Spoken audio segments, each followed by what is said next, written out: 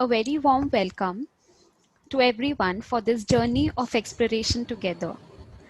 Today, we have with us Shri Arun Nayak, who will guide us in the exploration of Indian scriptures, past forward.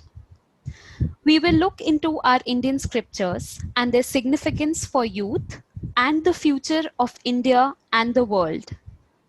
Shri Arun Nayak is a director of Sri Aurobindo Foundation for Integral Management, SAFIM, which is a center of excellence in management, focusing on management and leadership training. He is also a director of Auro Youth and has an additional responsibility of being the chairman of the Noida branch of Sri Aurobindo Society. Arunda's philosophy of management and leadership is deeply influenced by the spiritual writings of Sri Aurobindo and his study of ancient Indian scriptures. He conducts workshops and training camps on total quality leadership and on subjects of wisdom and inner growth for people of all ages. He also conducts regular courses on Bhagavad Gita, Upanishads, integral yoga, science of living, self-awareness, inner happiness, and other subjects of spiritual interest.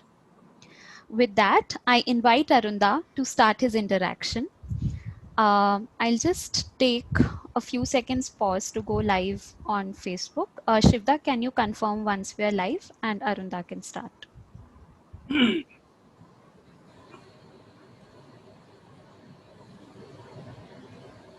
We are live. Arunda, please go ahead.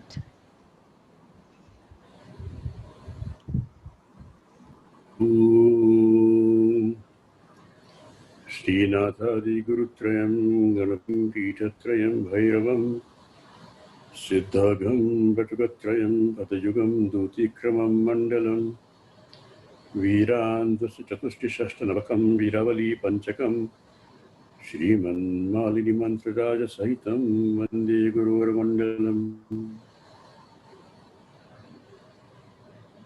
Asatoma Sadgamaya Tamasoma Jyotirgamaya Mrityorma Amritam Gamaya Hari-om.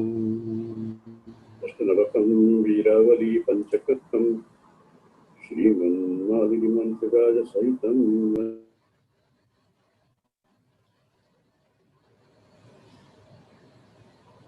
A warm welcome to all the participants who are here to listen to this inaugural talk on the importance of our scriptures. I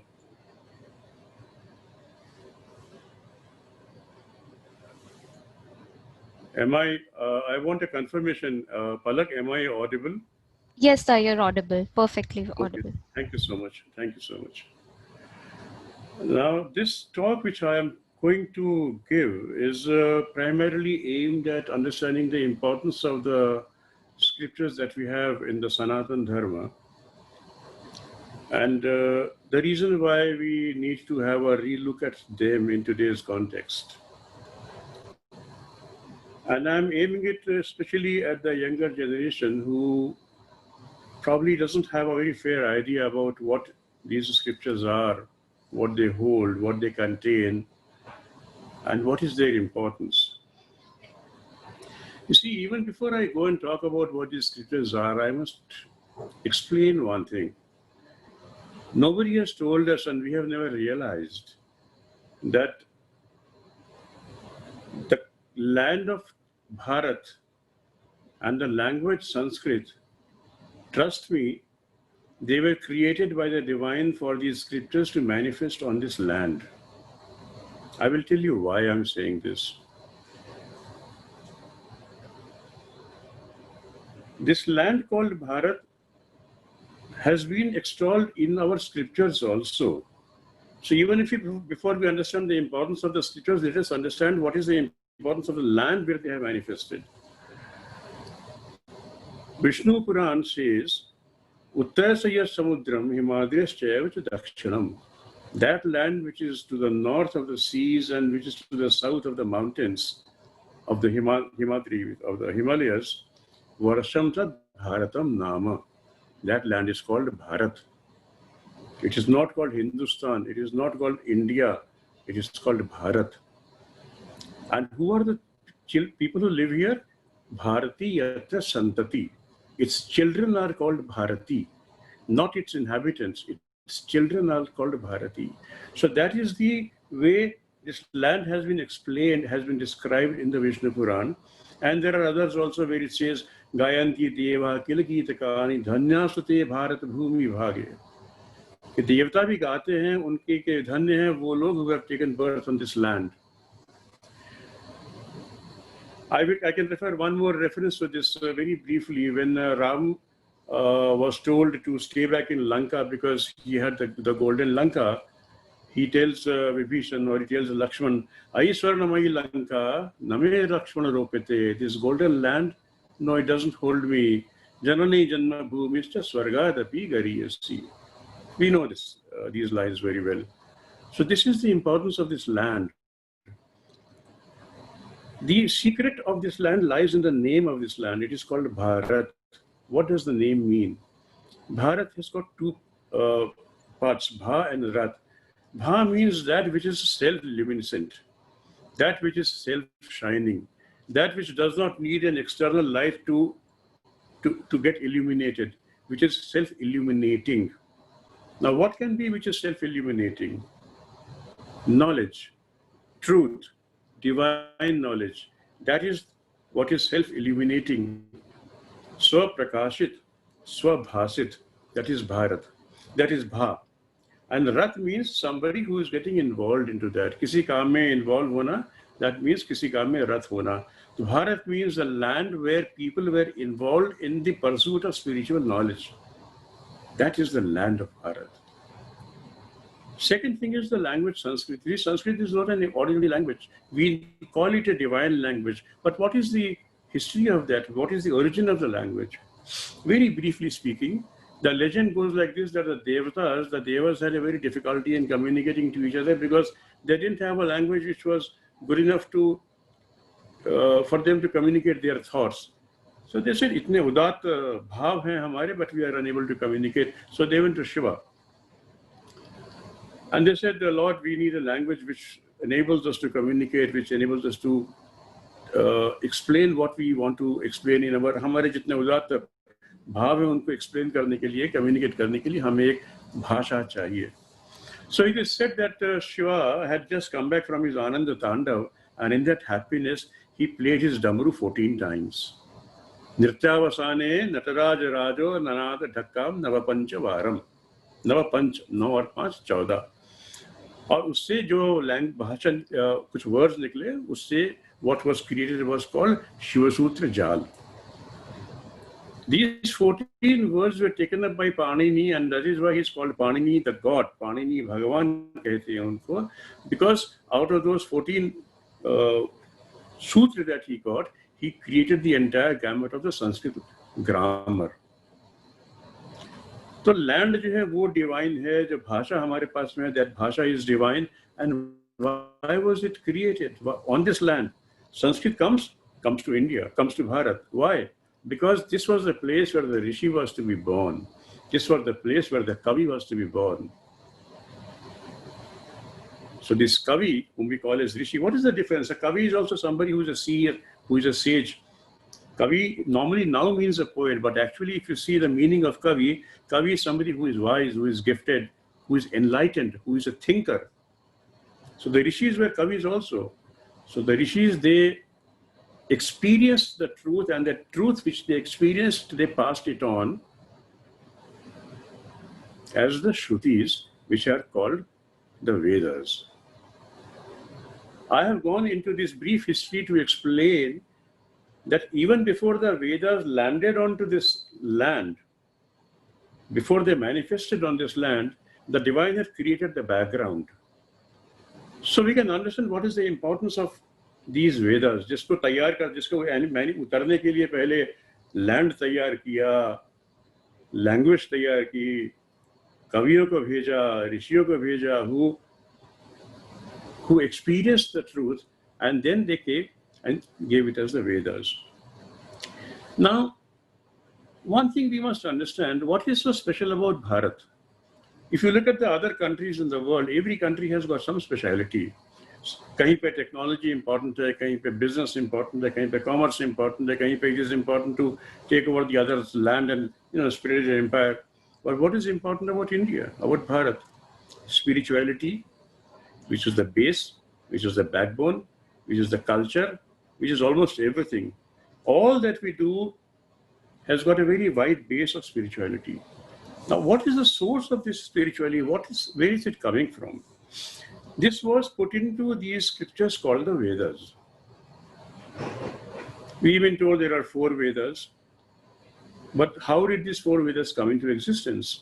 I have mentioned this once earlier also in one of these talks on this platform, that at the end of the Mahabharata war, when Krishna realized that the Kali Yuga is about to set in, he wanted to preserve the knowledge which was there, which was spread into different shakhas of Vedas.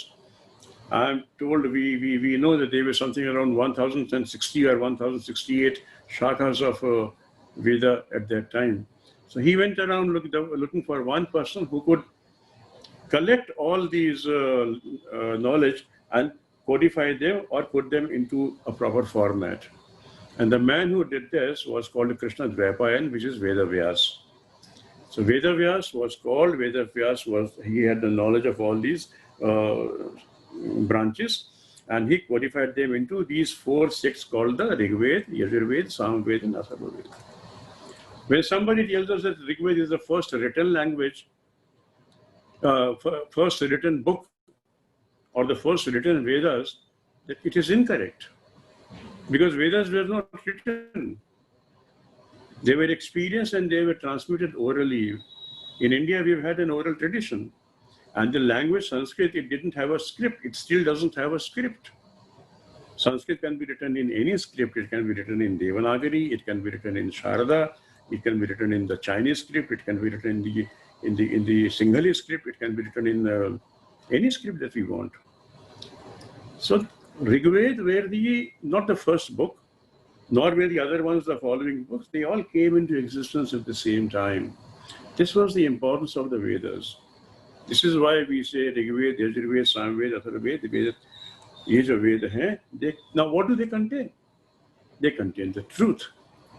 They contain the pursuit of truth. They contain the experiences of all these sages. So much so is the importance of these Vedas that it is said that when there is pralaya, सृष्टि है, स्थिति है, उसके बाद में जब प्रलय होती है, what happens to the Vedas? What happens to the knowledge at that time? It is said that the Vedas are the breath of Ishwar. ये ईश्वर की सांस है, और at the time of pralay, he inhales them inside and holds them till the time the next srishti is to manifest. And when the next srishti is to manifest, he breathes them out. He creates a Brahma. The Brahma, as we know, Brahma the creator, and Brahma, Vishnu, Mahesh, the Trinity, he creates them and the Srishti is created. This is the importance of these Vedas. I am not going into what does Rigved say, what does Yajurved say, but this is broadly speaking the background of what these Vedas, what is the importance of these Vedas. This is where it is.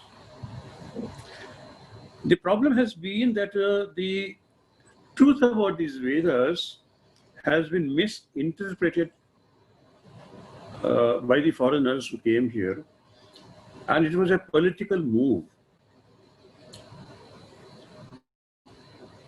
India has had that, we know that we've had a very setback a period of what I would call it as the dark period of Bharat. When we had the invaders from Western countries, we had the invaders from Middle East, then we had from the Western countries. The Middle East invaders, the Islamic invaders, they destroyed the books. But the Western invaders, when they came, they destroyed our very culture. The translation of the Vedas that was done by them, you see, the Islamic invaders did not translate the Vedas to be read by us. They simply went and destroyed them. We know Nalanda University library kept on burning for 3 months. and such other stories. But when the Westerners came, they were not Buddh shikan. वो मूर्ति भंजक नहीं थे, वो culture भंजक थे. They realized that the best way to destroy the culture of Bharat was to misinterpret the Vedas. So they translated the Vedas and they said that this was an agrarian economy, and therefore the people here, they prayed, gave a lot of respect to their cows and the horses, and because they were dependent on the monsoon and the weather, therefore they prayed to the sun, the moon, the wind, the rivers, the water, the fire.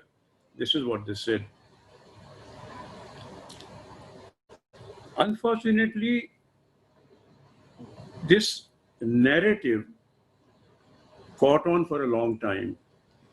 And it is only now that we are having programs like what we are having now today, at this moment, this particular program, that there are there's several other programs that are happening so that the truth about the Vedas is brought out. वेद के साथ में एक बात ये हुई कि the one commentary which was done focused more upon the Karmakand aspect of the Vedas. It was only later that when Sri Aurobindo has done the interpretation of the Vedas, and we see we have Hymns of the Mystic Fire, and we have the Secret of the Vedas, where we understand what symbology has been used in the Vedas to describe the beautiful truth. Now, these Vedas, if you sum up the teaching of the Vedas, you come to the end part of that summing up, and that is called the Vedant. Vedant does not mean the end of the Vedas. Veda Ant. Ant means the end. The Vedanta does not mean the end of the Vedas. It means the last part of the Vedas. The bottom part of the Vedas. If you want to draw a descending triangle, on top if you have the Vedas, then if you come down, you have the bottom part, that is called the Vedant, which means that the summary of the Vedas, or the essence of the Vedas, or the rasa of the Vedas. What is Vedant? Vedant is the collection of certain scriptures which are called the Upanishad. Upanishad means coming close and sitting and learning. That is what Upanishad means. Now, since Vedas are a little difficult to understand, the language is different. The Sanskrit which has been used in the Vedas is not the Sanskrit that is normally used by us in today's time. The Vedic Sanskrit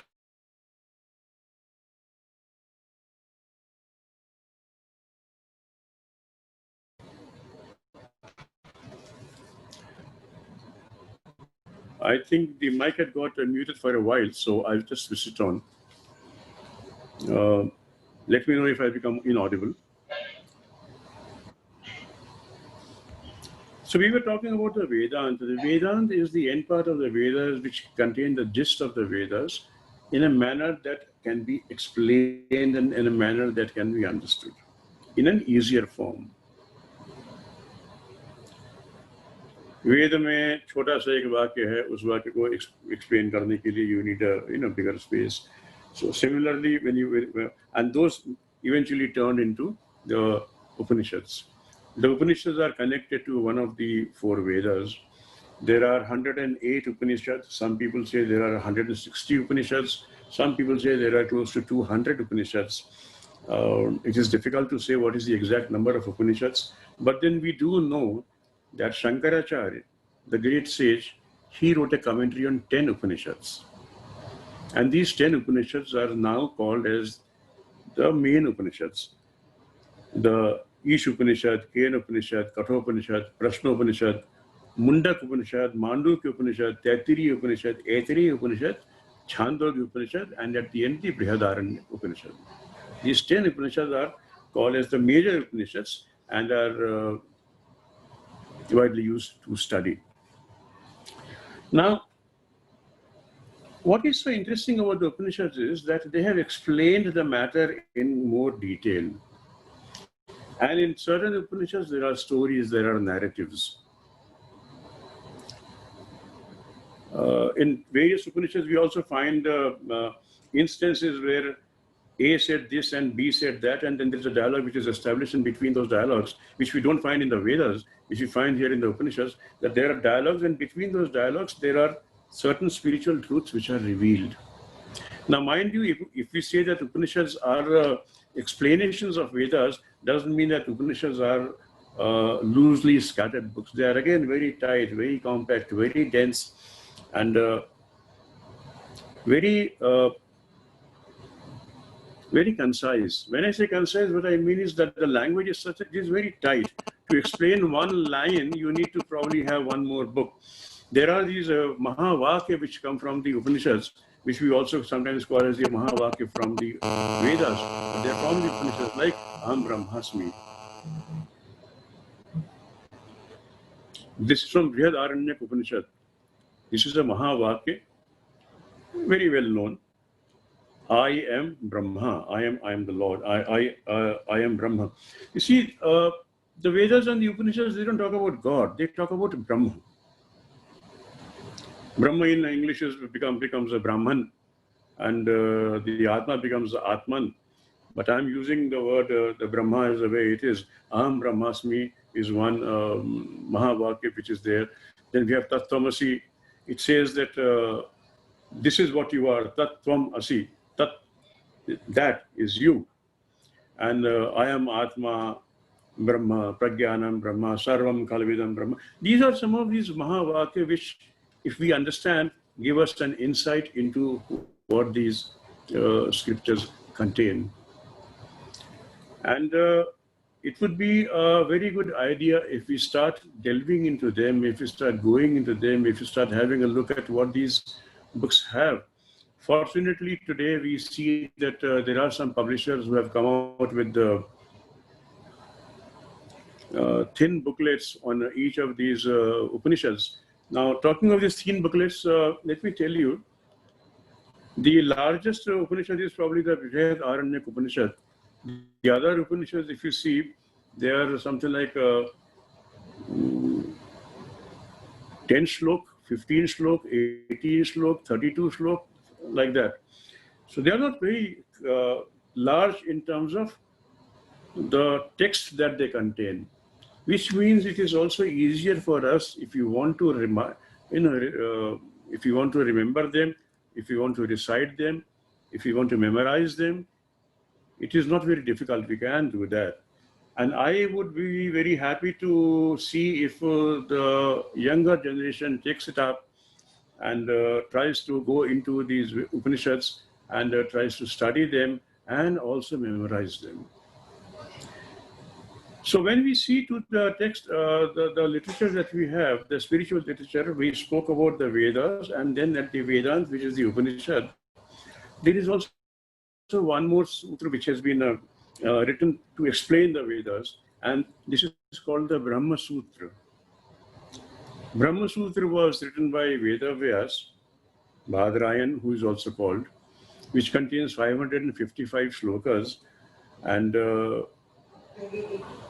irrespective of the various schools that we have in terms of philosophy, we have different schools of philosophy in Vedanta also.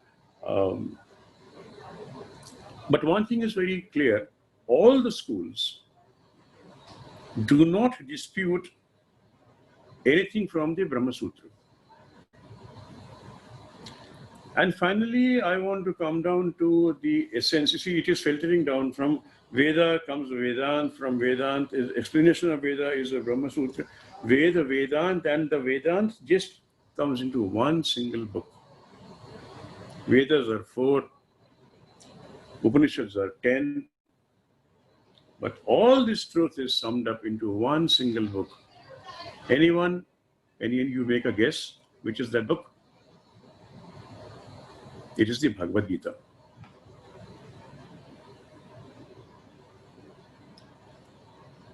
Bhagavad Gita has a gist of all that is contained in the Vedas, all that is contained in the Upanishads. And to read Bhagavad Gita, to remember Bhagavad Gita, to memorize Bhagavad Gita, to recite Bhagavad Gita has been a tradition in many families in India for many, many centuries, and it continues to be so.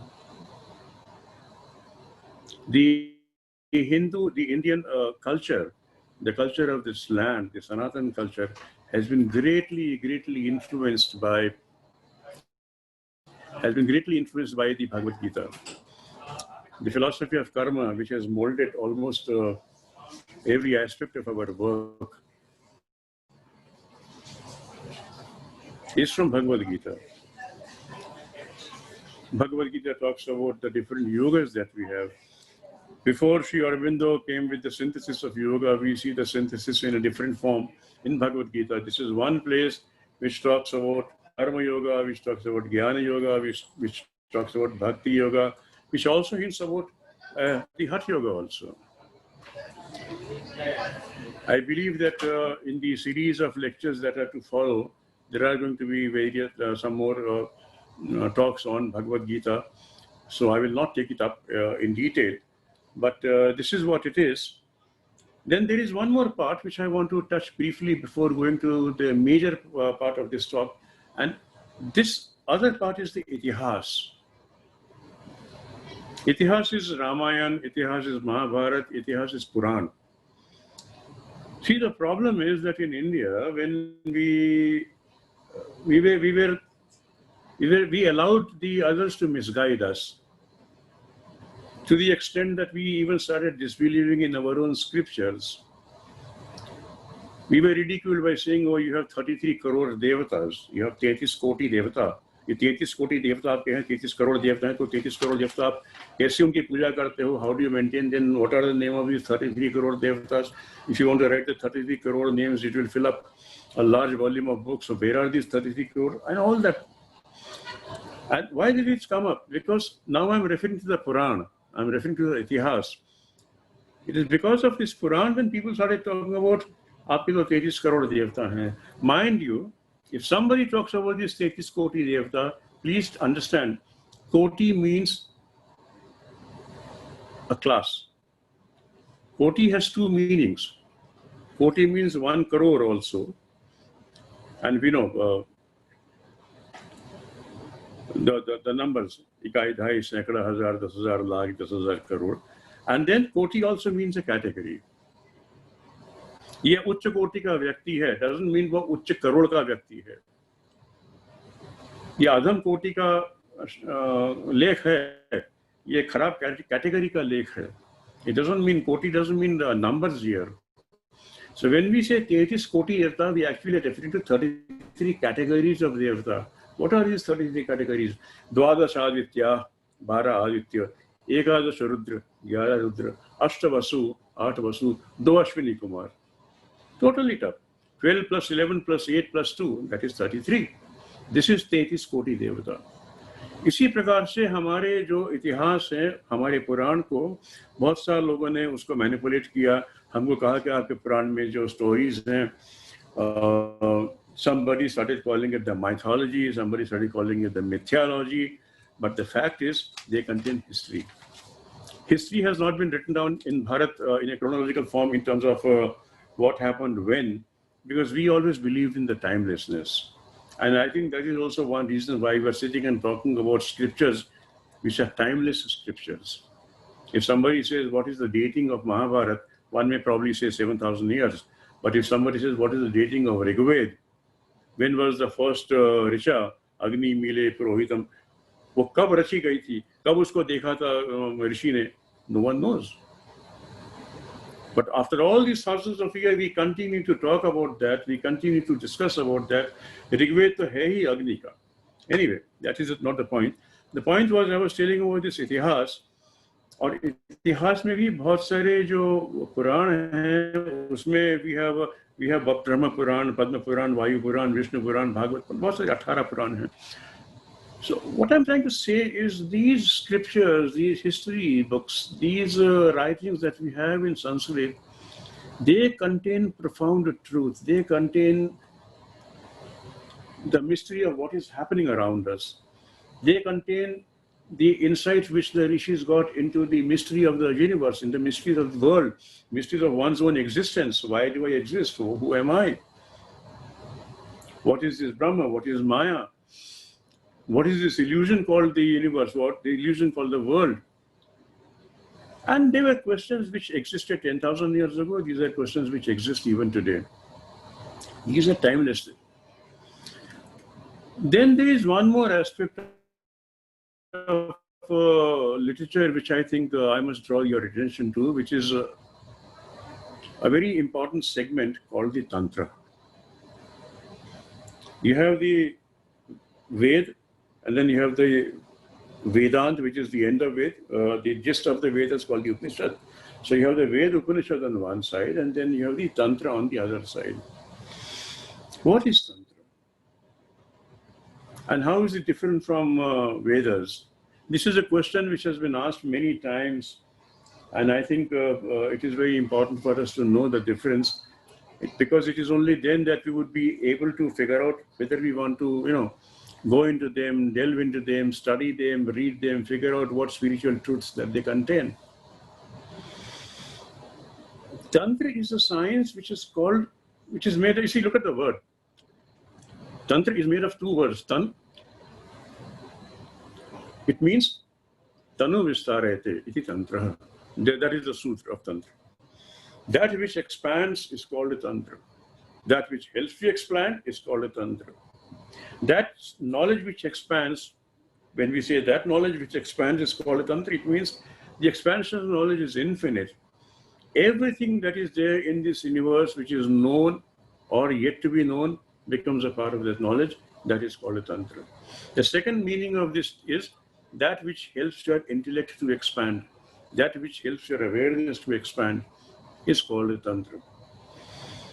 The major difference between the Vedas and the Tantra is in the methodology, in the language, in the approach. When Vedas talk about the Brahma, Tantra talks about various aspects, not only about Brahma, it talks about Prakriti, it talks about Purush, and then it has got different schools. You have the Shakta Tantra, we have the Shaiva Tantra, you have the Ganapatya Tantra, we have the Sauda Tantra, we have the Vaishnava Tantra. These Tantras have survived, a lot of it, that text has survived, unfortunately, as it happened in the case of Vedas. Out of these 1,068 branches, today I believe only 6 or 6.5 branches they have survived.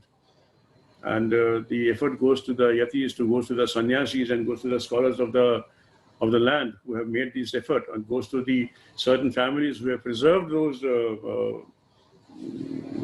those traditions. Tantra also, some of them have disappeared, and there is a list of them called the Luptagam Tantra, which has been compiled by Gopinath Kaviraj. But what is available is also profound. Tantra talks about, it's a technical thing. Tantra is a technical subject. Tantra talks about the energies that we have around us. It talks about the Prakriti, which is there in the nature, and the Purush, which is the form of the nature. The energy is the Prakriti, the form is the Purush, and so on and so forth.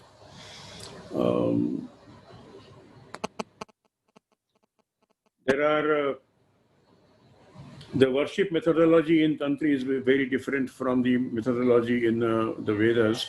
Tantra is not black magic. One thing I would want to clarify, because that is what very many people are made to believe. Tantra means magic or Tantra means black magic. There is nothing like that. It is a very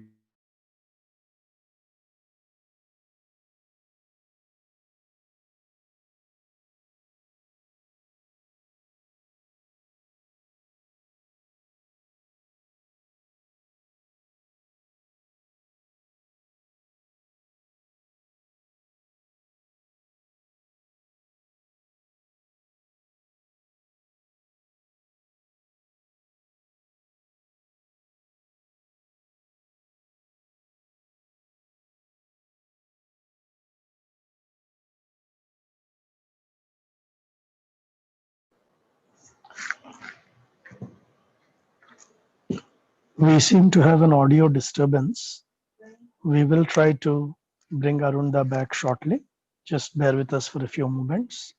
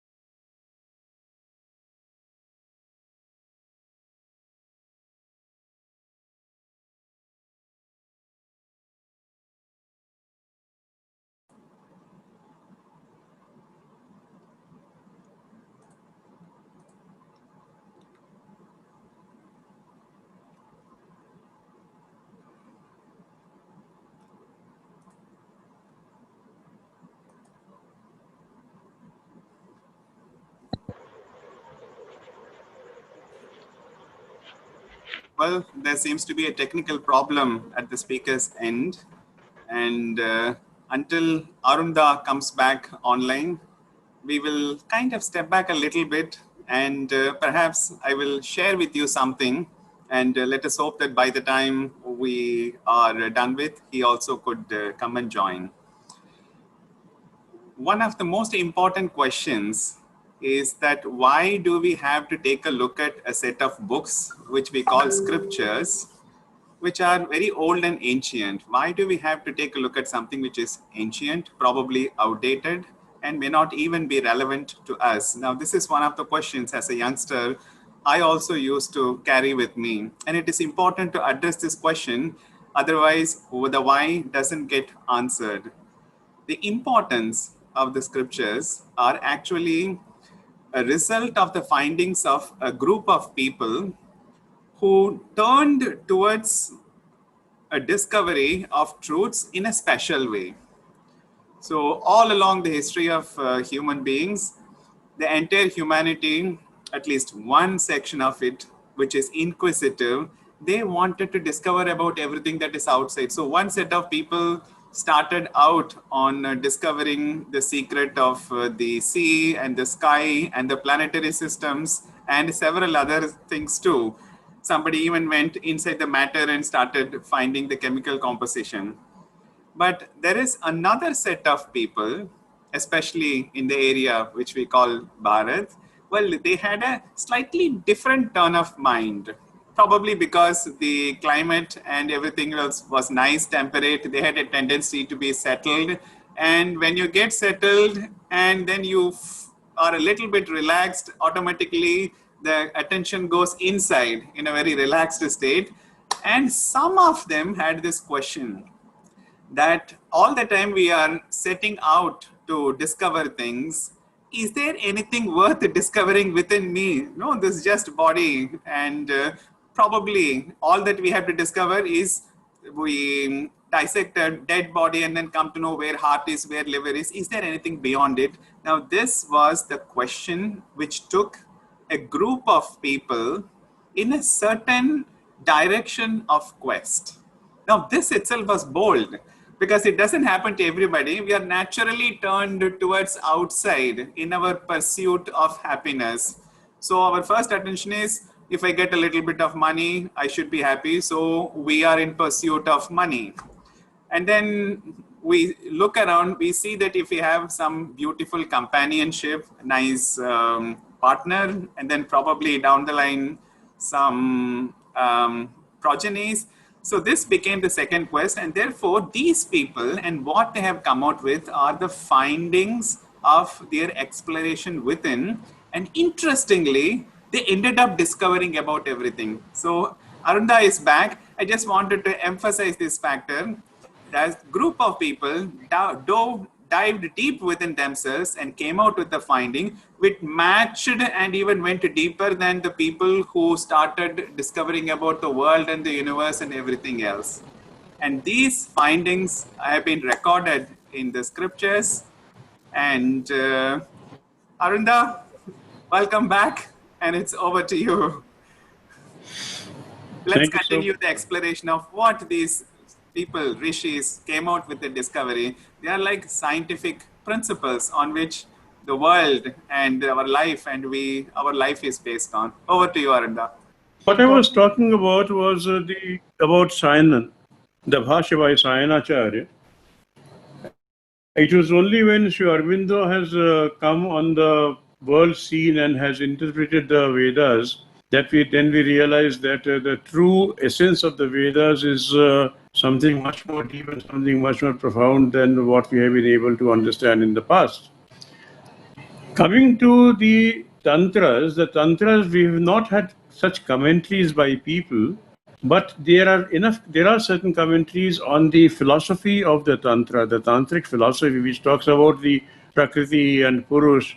I have not come across very serious discussions on the subject in English, except a few,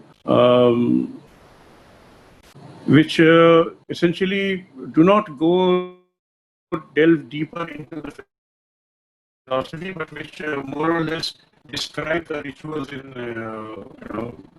English. I have not come across too many works which describe the philosophy, the Tantric philosophy, in greater detail, the way we would probably want to have it. I think that is also one reason why I would expect the younger generation to take it up, to study the Tantras and come out with the with commentaries and with literature related to that.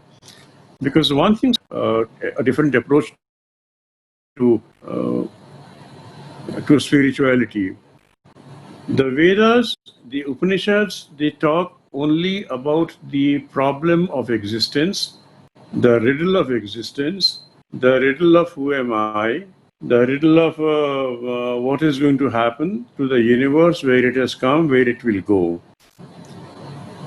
But if you are looking at the life the way it is today, and if you want to look at the solutions to the life, you don't find too many answers to that in the Vedantic philosophy, in the Vedantic literature. For that, you have to look at the Tantra, because Tantra talks about bhogascha, mokshascha, karayavacha. In one hand, you have the bhoga, in the other hand, you have the moksha, karayavacha. You have both of them in your both hands. But then it is very easily said and done. It is a very difficult path, difficult to follow. But at the same time, it holds a lot of and the entire spirituality as we find today in India is highly influenced by the Tantric philosophy, the Tantric way of life, and also by the Vedanta. I would want to sum up now and say that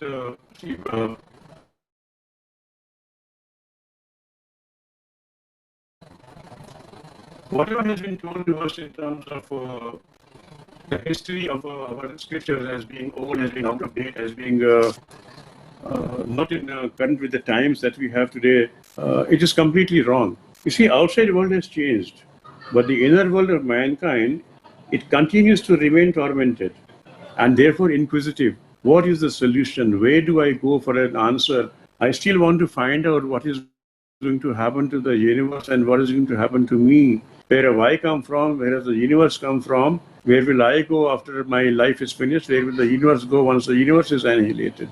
These questions have continued to remain with us, and the answers are in the scriptures that we have. Anybody who comes and tells us from the past that these scriptures are useless scriptures, they're for an agrarian economy, and they have no relevance today, I would very, very strongly beg to differ, and I would want that go to them, explore them, see them, find the truth, go to the Upanishads, understand the Upanishads, read them, look at Gita, see the Gita, study the Gita, go to the Brahma Sutra, look at the Tantra. Nothing is going to happen to you if you don't, nothing wrong can happen to a person if somebody reads them, and you never know what might strike. One thing I'm very sure of is that we all find our own shore, we all find our own port of call.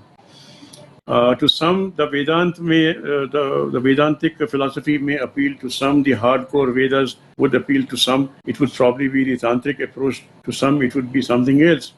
But each one unto his own is fine. But at the end of the whole thing, we must understand that the scriptures that we have is priceless. There is no substitute to knowledge, and this is what knowledge is. Having said this, I would want to close the talk. It's been quite choppy because of the connectivity and because of other issues. And before I conclude, if we have a little time, we can take up a few questions if there are any.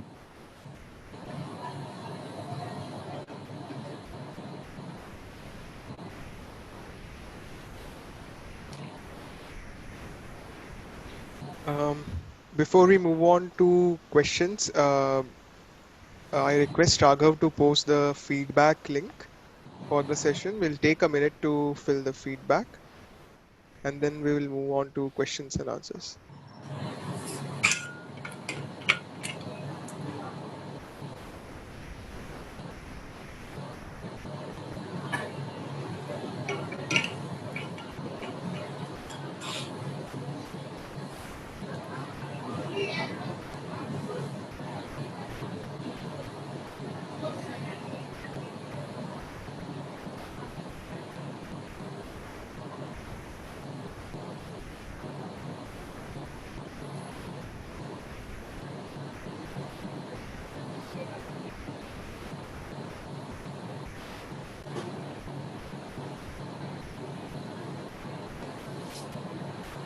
Okay, so moving on to questions and answers.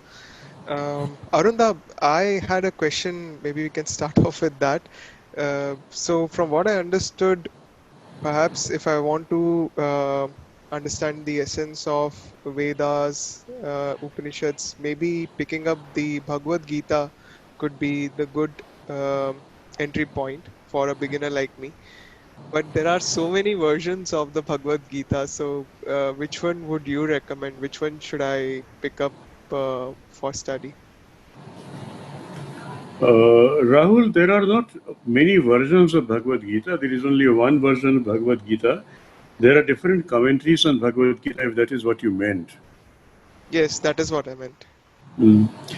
You see, I have been through several commentaries. I have been through commentaries by Dr. Radhakrishnan. I have been through the ISKCON societies. I've been through what Gandhiji has written, through Tilak's commentary, and few more also. But nothing can come closer. Nothing can come closer to Essays on the Gita by Sri Aurobindo. It's par excellence. I mean, there is just no comparison. When you read Sri Aurobindo's Essays on the Gita, there are moments, and I'm sure many people who are here will agree with me, those who have read the book. Sometimes it appears as if Sri Aurobindo is, talking directly to you through the book. And sometimes it appears as if it is Sri Krishna who's talking to you through the book. There is absolutely no comparison.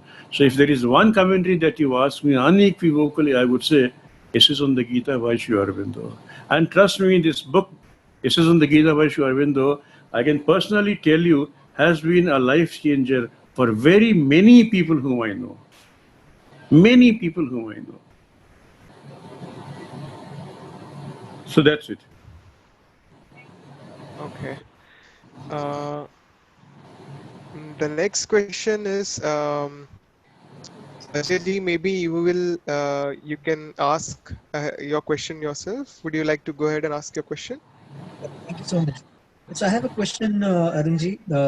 So like for Vedas or to understand in philosophy, we have Vedanta or these 10 Upanishads. Upanishads are very authentic books to read. On Tantras, are there any such authentic books which you would like to refer to us? Unfortunately, they don't exist as a body. Unfortunately, they don't exist in the way that one would expect, like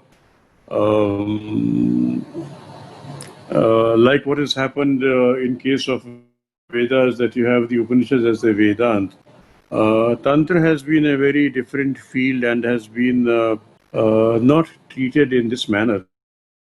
If you're looking at any one single book which explains the tantras, you'll probably find some of these writings by some English and some Indian authors discussing the fundamentals and discussing various aspects. But see, there is one difference. Each tantra is a technical book.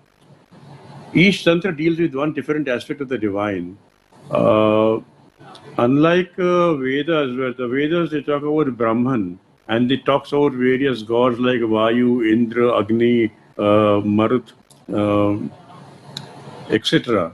But here, when you talk about Tantra, Tantra talks about different gods in different forms. Like, for example, if you talk about the Shaiva Tantra, the Shaiva Tantra has got a whole body which talks about the different aspects of Shiva worship. The Shakta. Can you hear me?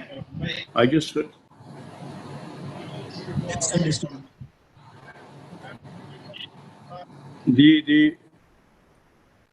Similarly, when you look at the Saur Tantra talks about different aspects of worshipping the sun as the divine, as a format of the divine. Similarly, when you look at the Vaishnava Tantra, you have it differently. Therefore, it is very difficult. You can find probably maybe certain commentaries by some of these learned masters on. You can find commentaries by some learned masters on one particular aspect of Tantra, but not on the Tantras in general. If you're looking at the Shakta Tantra, you will find writings about Shakta, Ananda Tarangini and the others, which are again not commentaries, which are also a lot of rituals which are combined into them. But the answer to your question would be yes. I mean, there is not one single book which can deal with that, or which deals with that, or even a body of books which deals with Tantra the way Upanishads talk about the Vedanta.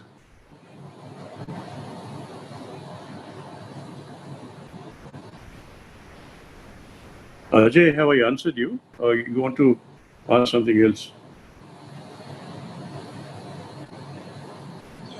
You have answered. I was looking to read some of those books. So what probably I can do is I will go ahead, do some research on different types of these tantras. You said Shaiva, Saurya, Shakta, and then we'll try to find out, because I do not have anything to read. See, the most well-known or the most famous of the Tantra is the Shakta Tantra, which is the school of worshipping the Divine Mother. And that is what normally Tantra is associated with, because the moment we talk about the Tantra, we, the image of a Devi or a Devi worship or the cult of a Devi worship or Kali worship or Durga worship, it comes up in our mind. So, and that is the most well-known one, and there are certain books which are there which deal with them. But then to say that, okay, this is an authentic book which is written in English, which one can refer to, I cannot say much. Arthur Avalon is one writer where some of these books are, I mean, he has explained the Tantras in a general manner. Similarly, there is one Dr. B. Bhattacharya, but they are modern authors. If you want to see something which is ancient, no, there is nothing like that. You will have to do your own research and come out with something.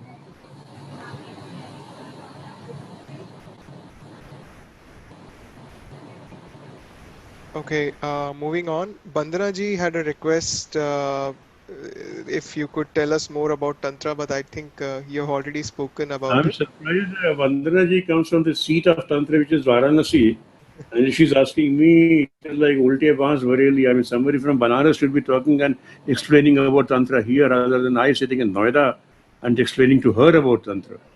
Okay. But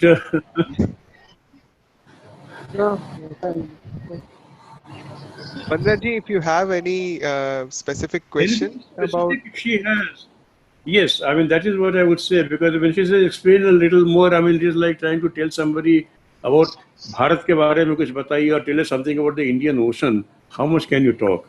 So if there is something very specific, then I would be happy to see if I can answer.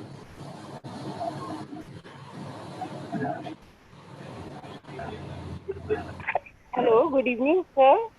Sir, कैसी हैं वंदना जी? जी. अच्छी कृपा है भगवती की, Sir, like actually till now I had this concept that Tantra is about the Devi worship.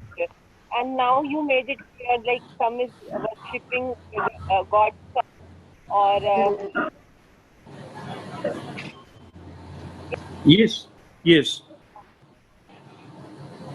like some is worshipping. I mean, there is also you made it clear that there is no rituals, but it is about the rituals also, how to appease a deity.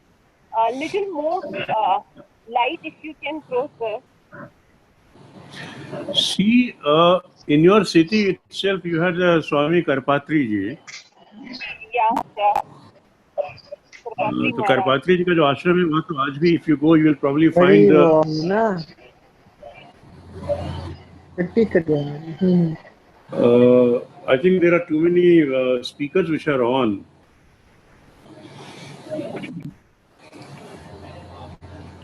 Karpatri ji is a known authority on the tantras also. So he has a very Shri Vidyavari Vasya उनका जो ग्रंथ है और कई अनेक ग्रंथ हैं स्वामी करपात्री जी के which talk about different aspects of tantra. See, when you talk about the Ganpati की उपासना जो है वो अपने आप में एक तंत्र है. How do you do? वेद में एक बात समझें, वेद does not support प्रतिमा पूजा, मूर्ति पूजा वेद में नहीं है. वेद में देवता के मंत्र उस प्रकार से नहीं है जिस प्रकार से तंत्र में है. वेद में आप देवता का निरूपण वैसे नहीं करते हैं. लाइक गणपति, कृष्ण, राम, शिव, ये जितने भी देवता हैं हमारे जिनकी हम पूजा करते हैं, इन सबका जो विधान पूजन का जो है, this is all a very tantric way of doing the puja. This is what Tantra explains. This is how you do it. It is a system. Tantra is actually referring to a system. Ved and Vedanta do not treat this subject. इसलिए जब मैं आपसे ये कह रहा हूँ कि गणपति की पूजा, सूर्य की पूजा, इसकी पूजा, उसकी पूजा, जो भी पूजाएं हम करते हैं, the way we do the worship, घंटी बजाना, आरती करना, भोग लगाना, चरण स्पर्श करना, मंदिर जाना, यंत्र का पूजन करना, उसके साथ में जो भी whatever the rituals are involved, this is not a part of Vedic ritual, Vedic literature. It is not a part of Vedanta. Vedanta is pure philosophy. It is all a part of the tantric ritual. Sir, thank you. Thanks Therefore, a lot. Now it's clear. It became clear now. Well, Mr. Nayak, I am PM Saxena. Sir, pranam. Pranam. जब तक मेरा सौभाग्य है मैं यहाँ पे हैं. Instead of answering you, we would seek your blessings for the talk. Thank you. My best wishes with you. You have given a very good description of scriptures. My point is, from the very beginning, there are two lines of Upasana. One is Tantra and another is Vedantic. So, Tantric aspect, correct. I think Tantric aspect deals with the dynamic aspect of Brahma. Isn't it? Very the much. The power aspect, the creative aspect. Very much. And Vedantic aspect deals the one that is witness within us, the basic thing behind that executive energy. Am I correct? You may call it the static aspect. And I think the Sri Aurobindo wanted, the path of Sri Aurobindo is the integration of the two. Sri Aurobindo wants to achieve the aim of Tantra through Vedantic methods. Am I correct? That I cannot comment now. Whether he wanted to achieve the tantric objective through the Vedantic method, ये तो Mukti I think aspect and you are a better person to explain that. Mukti aspect and Bhukti aspect. Mukti and भैया वो Bhukti. ठीक बोल रहे हैं. Hello hello. Hello. हाँ मनोज जी. हाँ सक्सेना साहब ठीक बोल रहे हैं कि श्री अरविंद ने इस विषय में लिखा है कि तंत्र के माध्यम से वेदांतिक उपलब्धियों को अर्जित करने की बात उन्होंने की है. जी. देखिए, जो आपका वेदांतिक एस्पेक्ट है वो मुक्ति का एस्पेक्ट है और तंत्र का एस्पेक्ट भुक्ति का एस्पेक्ट है. श्री अरविंद दोनों का नहीं, तंत्र का एस्पेक्ट खाली भुक्ति का तो हम नहीं कहेंगे. भोगश्च मोक्षश्च जब हम कहते हैं तो दोनों का है. हाँ हाँ. तो एक्चुअली आज के युग में ये दोनों चीजें काफी मिलजुल गई. हमारी उपासना पद्धति में ऐसा नहीं है कि कहीं प्योर तंत्र रह गया है या एक तरफ प्योर डायनेमिक एस्पेक्ट रह गया है, एक तरफ स्टैटिक एस्पेक्ट रह गया है. सारी उपासनाओं में सब कुछ मिलजुल सा गया है. और इस बारे में मेरा इतना कहना है, या मैं अपनी बात बीच में कह देता हूँ आपसे कि उपासनाओं में तांत्रिक पद्धतियों का और वैदिक पद्धतियों के समावेश की बात है. कर्मकांड में तो आ गया है, किंतु शुद्ध उपासनाएं और साधनाएं जो हैं उनमें नहीं है ये. तो साधनाएं अपने अक्षुण्ण रूप में in their original format they have continued and they will continue, I believe so. It is only in the karmakand that in the normal ritualized pujas in which we see in the temples or at homes, there it has definitely come. They have mixed up. हाँ, मेरे ख्याल से जो कर्मकांड का aspect था वो जो उपासना ये वेदांतिक एस्पेक्ट था वो फाइनर इंटेलेक्ट और उस तरफ ले जाता था. लेकिन जो ज्यादा लोग फिजिकली इन्वॉल्व हैं उनकी साधना को आगे ले जाने के लिए कर्मकांड का एस्पेक्ट शायद आवश्यक था. इसलिए कर्मकांड को जैसे भक्ति है, भक्ति में नवधा भक्ति में आप जानते हैं अर्चन वंदन पाद सेवन सब आ जाता है. हाँ. और वहां से चलते चलते वो पहुंच जाता है शबल ब्रह्म पर और फाइनली मर्जर हो जाता है. तो फिजिकल एस्पेक्ट जो लोग ज्यादा फिजिकल हैं, देखिए इस process of revolution, the entire philosophy of Shri Aurobindo is based on evolution of consciousness. Even Gita has been interpreted by Sri Aurobindo in his commentary essays on Gita on the basis of evolution of consciousness. I think some of the points mentioned by Saxena ji needs a little more foundation, and we have just started the series. Thank you, Saxena ji, for bringing out. We have just opened up with the scriptures, and in the subsequent sessions, we will take up relevance of Gita and this one. And for the other audience, we still need a little more foundation. But Arunda, we have two more questions, and very beautiful questions. I will just read out one from Kedar. And he wants to know the connection between integral yoga and the Vedas. I will read out his question. In integral yoga, in the process of transformation of human being, I have read a few pages from Life Divine. And in each topic, when Sri Aurobindo starts it, he has a few lines from Rig Veda and there is an explanation. I think for the yoga done by Sri Aurobindo on the higher planes, it has been founded on Veda. Isn't it connected? I mean, the gist given in Veda and the integral yoga, the basic fundamentals given in Veda, isn't it connected with integral yoga? This is the question. My answer is unequivocally, absolutely yes. There is no doubt about that. Because when you look at the philosophy, when you look at when you look at the Tantric philosophy and when you look at the Vedantic philosophy, it is the Vedantic philosophy which actually deals with the with evolution, which deals with the mysteries of the universe, which deals with the mysteries of one's own existence. Tantra doesn't deal with that. And when we talk about the yoga, when we talk about yoga, not even integral yoga, even yoga. When we talk about yoga, yoga definitely means union with the divine and then aspiring to go ahead. And integral yoga, in particular, when we come to this, there can be absolutely no doubt about this.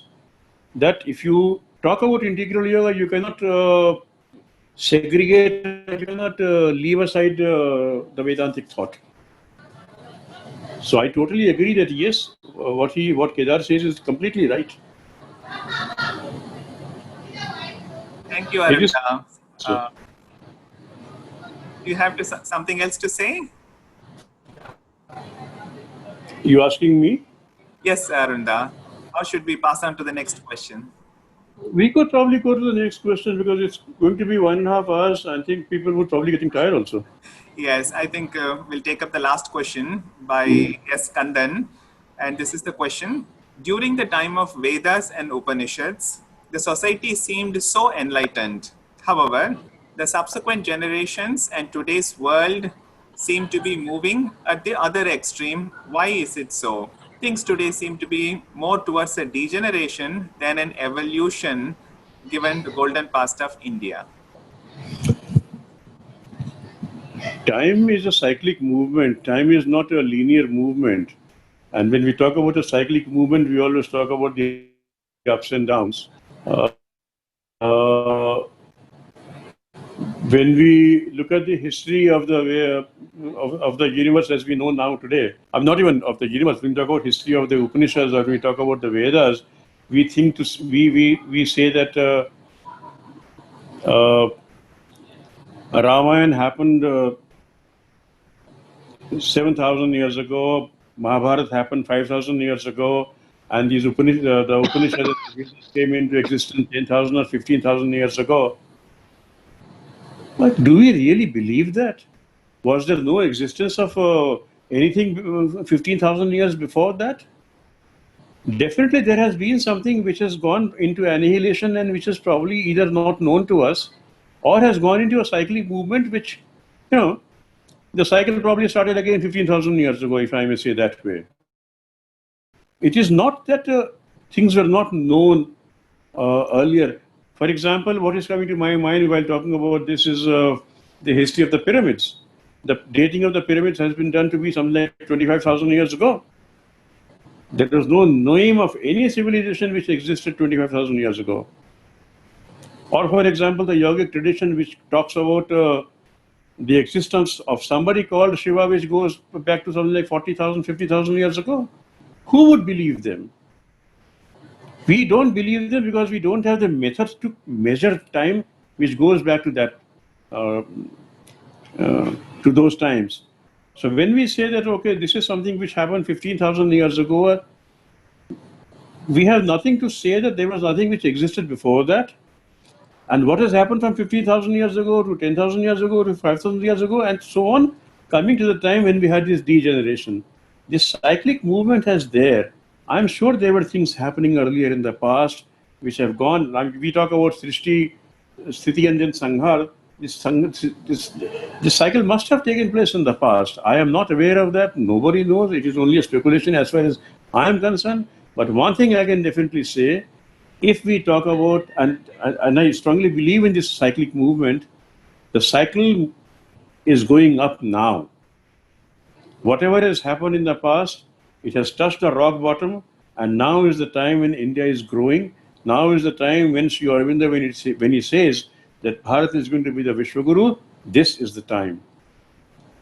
The cycle has started moving up. So why it happened in the past? There are many factors. There is no point in going into them because we cannot unwind the clock. But definitely, we definitely see this trend of whatever happened. There was this period, we had this dark period, things went down. Our problem, our fault, their mistakes, people came in, overpowered us, we yielded, whatever it be. Our own ignorance, whatever it be. But today the time has changed. Let us be happy that we are witnessing a renaissance. It is naturally not even a renaissance, it is something much bigger than that, what is happening now. And the cycle is turning up and going up. So during the time of Vedas and Upanishads, whatever truths were there, probably the time is not too far when they would emerge in a, they have started emerging actually in a new light. I'm very hopeful. I'm very optimistic about the way things are going to happen. I mean, if somebody were to ask me, what is your wish? One wish, if you ask me, I would say, after 100 years, let me live for 100 years and then let me be reborn again on this land. Let me see what is going to happen. So The this movement cycle is a spiral. and whatever is happening is because of that cyclic movement. There was a degeneration and now we are going up. Thank you, Arunda. I You're think the rightly- movement, it may be better called, the movement may be spiral. Instead of saying cyclic, it must be called spiral. Spiral is a yes. Because when you say cyclic, उसमें तो काल चक्र में आ जाता है. When you say spiral, the time takes on a different format of movement. I agree, Saxena Sahab. That is why wherever you are, sir, you add value to the discussion. Thank you for that, Saxena ji and Arunda. We have rightly concluded that in the cyclic procession, perhaps the time for a new truth or the truth has to be founded on a new depth which touches even the material life has probably started. And that is the beauty of the integral yoga of Sri Aurobindo. And one of the participants, Param, also indicates that the time which is coming up is not a mixture of the past, but a new light, a new truth based on which a greater and deeper synthesis, even at our everyday life, is going to happen. Even the material life is ready to get transformed. Thank you, Param, for that comment. And thank you, Arunda, for this wonderful discussion. Shiva, he is very right. You see, I will conclude I will conclude with this last comment. Yes. When you look at, if you read Purusha Sukta, which is a Vedic Sukta, from Vedic literature, it talks about the Purush as one who has got 1 foot down and 3 feet up, Yes. which is a symbolical way of saying that only 25% has manifested as the entire universe, 75% has not even manifested.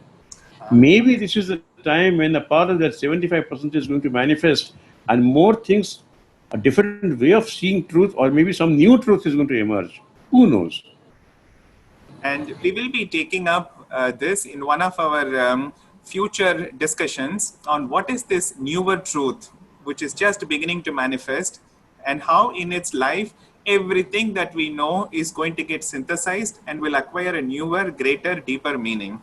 So thank you, everyone. And I will request Raghav to take over and conclude. Thank you, Shivda, for that. So we are announcing our next topic, which will be on empowering oneself through education, career, and God contact by Dr. K. Parameswaran. So we hope all of you join us next Sunday, 27 September, 8 p.m. onwards. And gratitude to all of you who could join us today, both over Zoom and Facebook. Thank you and have a great week ahead.